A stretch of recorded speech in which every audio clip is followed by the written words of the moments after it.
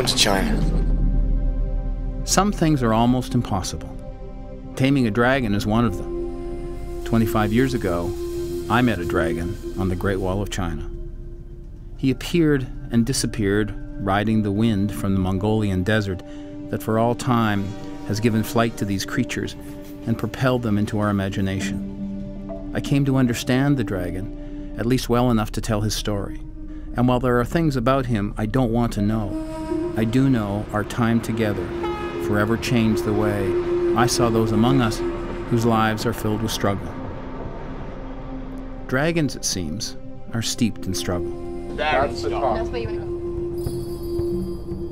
To tell that story, indeed to make the movie Heart of Dragon, I recruited only those who likewise knew about the creatures who lived in this ancient place. And together, we reveled in telling a story about a man and those he loved, whose dreams pushed them across the world with the wind from the Mongolian desert at their backs. The secret of working around dragons is to know they can take any form. They can be anyone. If you ignore them, you do at your own peril. Careful were we never to forget that. Pieces of what Rick Hansen, Amanda and Mike Reed, Lee Gibson, Don Alden, Tim Frick, Nancy Thompson, and others achieved were, for a long time, physically and emotionally overwhelming. But they were loyal to and loved each other, and as one, survived the Odyssey while humbled by its impact. And for a time, making this movie, we did tame a dragon. We had to. It was the center of the story and of our lives. But on the last moment of the last day of shooting, he left us, or she left us, or they left us, breathing fire as it disappeared north into the high country. Lucky were we to have imagined our dragon on the Great Wall of China.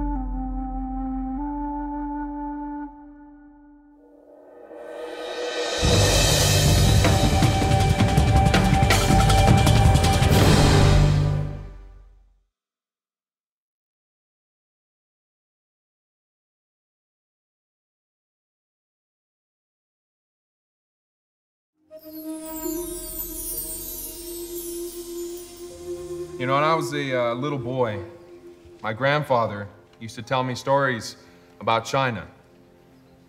And I would dream that I was a giant living amongst emperors and dragons. So when I started this journey across the world, I knew that one day I would be standing here on the Great Wall. In China, dragons have a very different meaning than they have in our culture. And we decided that the Chinese idea of dragon was much more relevant than the popular Western view of a dragon. So our title, Heart of a Dragon, is really the heart of a trusted friend. My character, Ivan Kostelik, is a reporter, a photojournalist who is on assignment from the wire service, has come to follow this story. Now, I know something of Rick. Ivan knows something of Rick because he had been at the Olympics the year before when there had been some, he dropped out of some races and he kind of wondered about, so I think Ivan is basically the devil's advocate in this situation. And of course, the language barrier is huge because Chinese is a real challenge. In some places, I feel I can look at a word and I can say, oh, I can have an idea what they mean, or I can hear a word and have an idea. But here, you know, you really have to place your faith in the translator or in the people you're working with.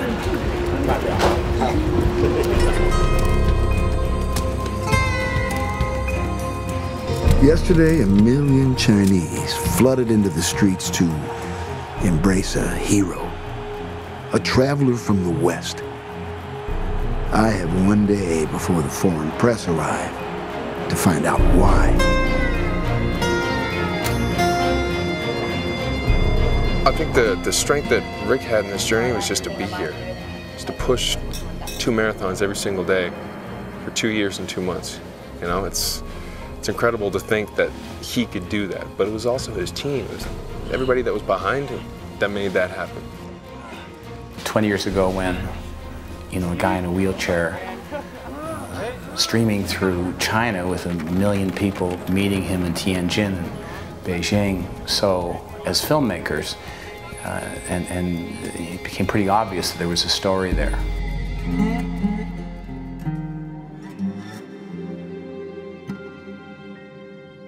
In terms of camera movement, in terms of framing, the color, and all these aspects of cinematography involved in storytelling, Michael and I decided that we're looking for something really simple. They said, this is it, this is the line right here, and he knows that and he's respecting that. And then I think, because it'll be really powerful then, like you said, when Lee comes in and he comes right in, and I'm like, hello? We have 3 persons. In every frame that in every setup, we try to get to do the subtraction rather than,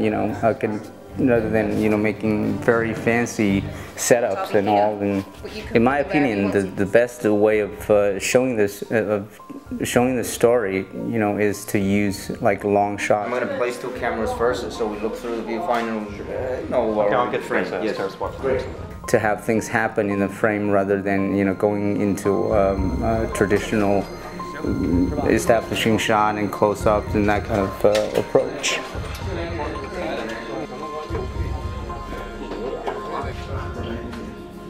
And frame. Action!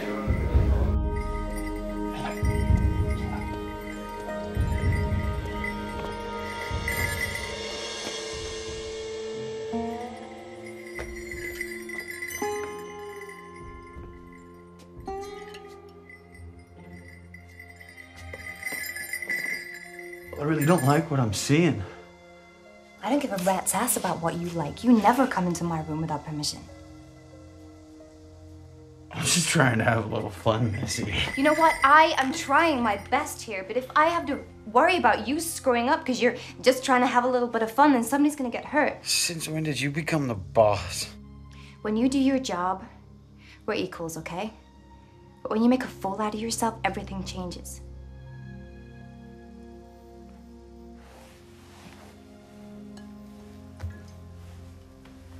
I guess I'm the fool. I'm sorry. Lee? What? You forgot your head.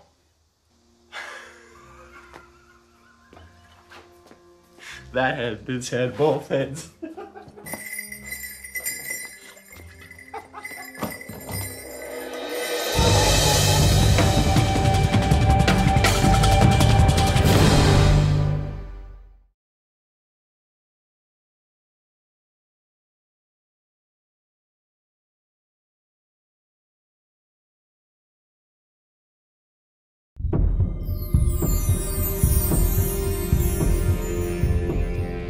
So, how are you feeling? Feel good. Great.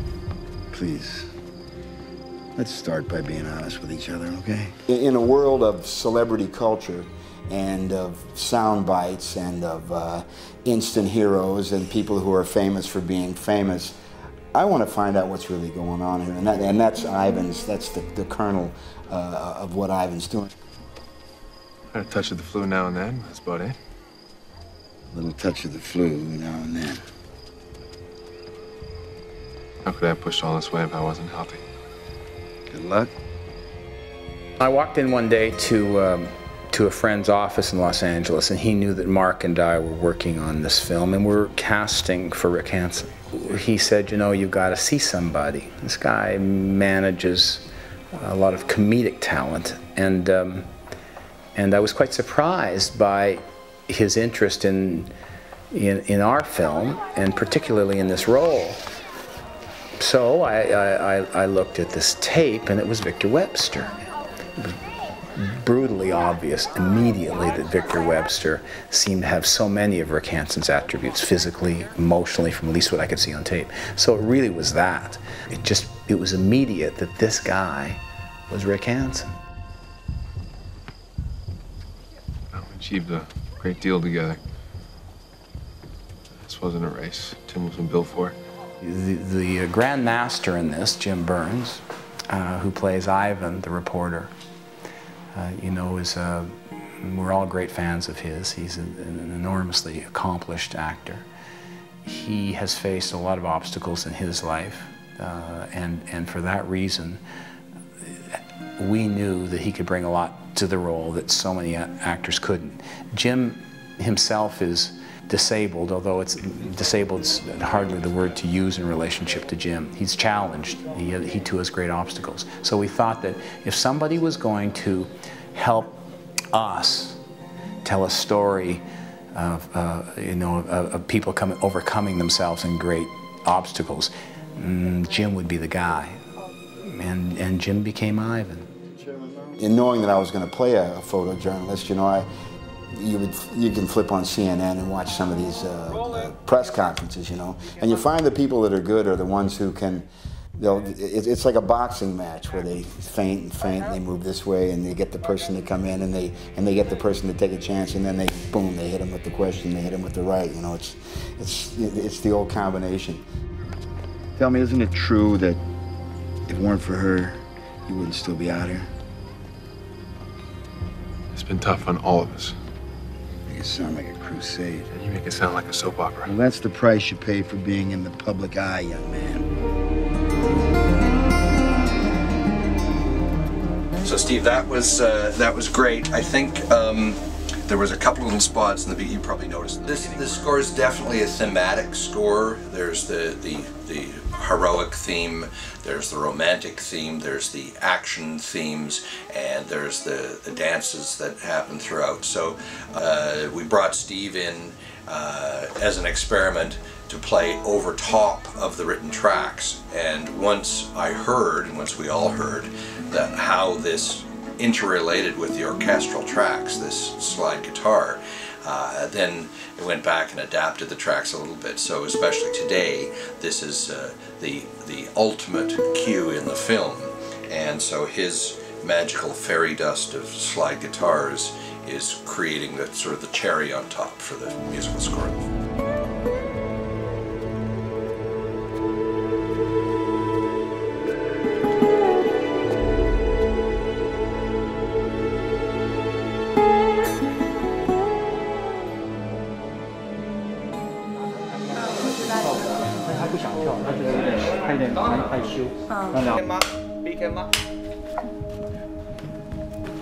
Action, ladies. We don't have to answer, but I feel a sadness in you tonight. I'm worried about tomorrow. I too am worried. The nature of the story, in my opinion, is it's about love, perseverance, and a struggle, the internal struggle. And this kind of struggle is almost overwhelming. It demands a certain, a simple approach. We're teaching them about this space. We talk about timeless. He wants, the location can reflect those kind of timeless history. Not the past, not today, also not the future. It's beyond the future, beyond the past. So this is the location we find.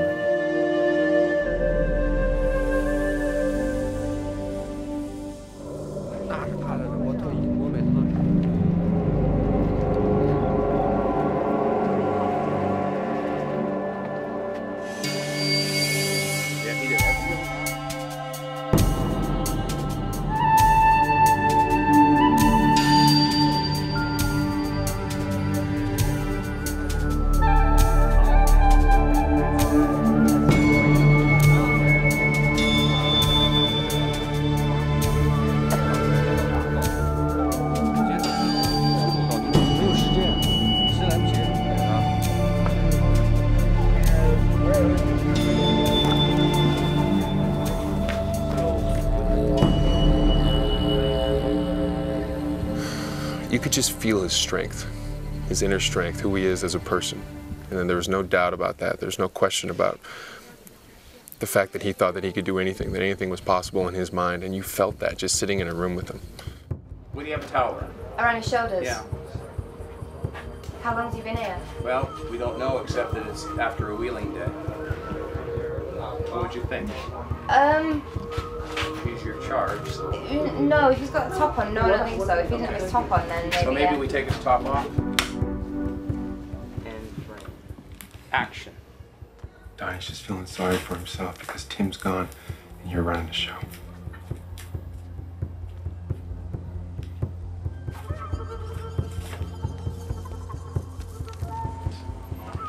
And we'll cut.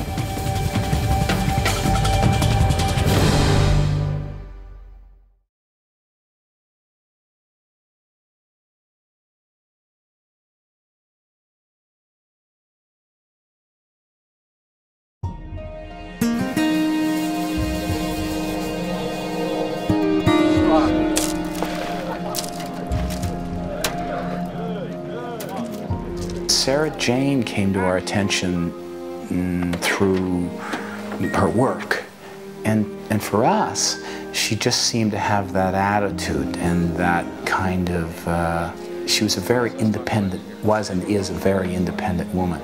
And we knew that that spirit could live within the context of three very demanding, you know, roles in the characters that the other characters had to play. So, and it was really that simple. You really believe in this guy? I believe in what he's trying to do. Did you believe in him? When he believes in himself, I do. We're gonna go help him? Okay. Okay. Okay. Come on. Okay, right? Yeah, yeah. Come on. Rick Hanson's story was 1,000 days long, about. Our story is a day or two. So we pick him up at the 500th day of his 1,000-day journey. He's exhausted. Everybody in the team is exhausted. They pushed halfway across the world. They're unable anymore to understand where they are, what they're doing, except they have to continue to push. So we decided that the essence of these characters could best be understood in their tiredness, in their exhaustion. Rick, I'm so sorry. I can't do this. I'm sorry. I don't need you, Donnie.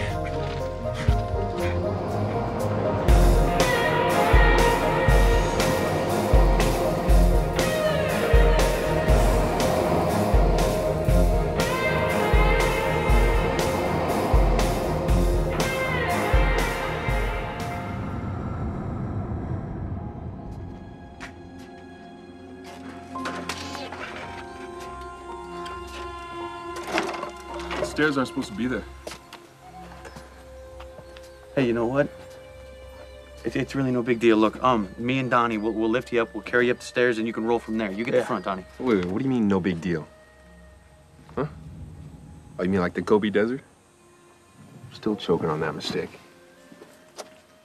All you had to do is find a route to put the winds at our backs, and you blew it. Now with the world watching, you're gonna what? You're gonna carry me up those stairs? What kind of message does that send? That you're a human? No, Donnie, it says that I'm a cripple. I think Rick had a lot of obstacles. I think some of the main ones are just being seen as a person. Not being seen as helpless or disabled or being seen as a cripple, as we talk about in the movie, but just seen as a person.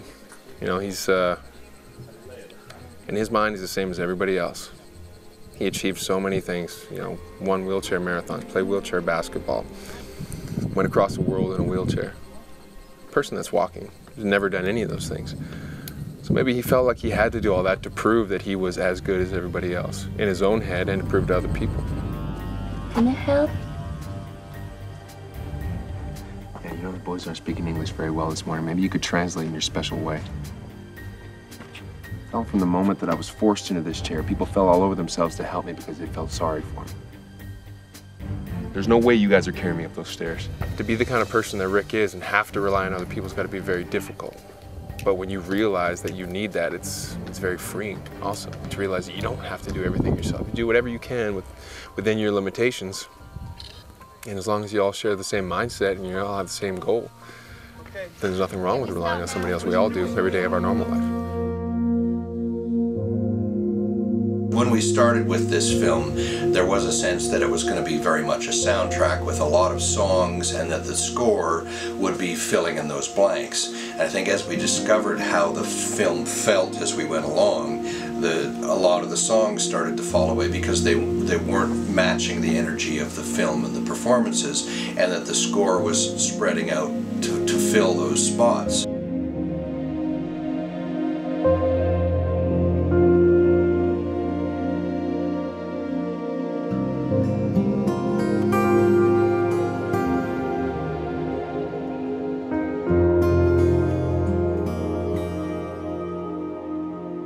OK， 那这个美丽杀青了，大家鼓掌。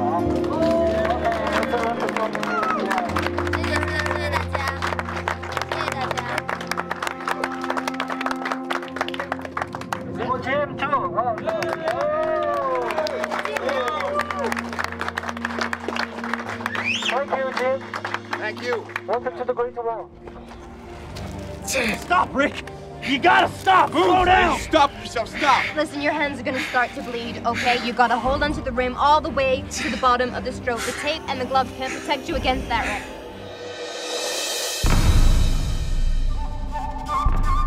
In ancient times, a powerful warrior ruled the state of Qi.